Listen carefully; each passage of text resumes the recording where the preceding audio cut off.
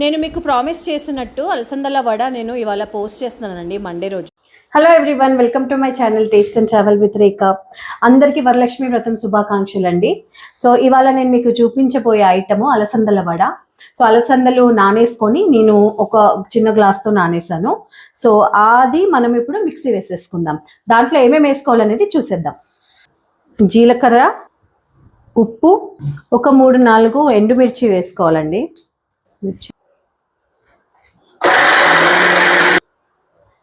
చూసారా, ఇలా పప్పు పప్పుగా రావాలండి మనకి. సో చూసారా, ఇప్పుడు పిండి ఇందులోకి మనము కరేపాకు, ఆనియన్స్, పచ్చిమిర్చి, కొత్తిమీర, సాల్ట్ చూసుకొని దాన్ని బట్టి ఇంకొంచెం వేసుకోండి. ఇప్పుడు అంతా చక్కగా కలిపేసుకుందాము. హీట్ ఎక్కింది, ఇప్పుడు మనము వడలు వేసేసుకుందాం.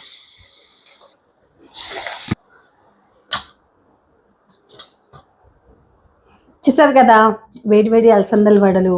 సో టేస్ట్ చేసి చెక్ చేద్దాం.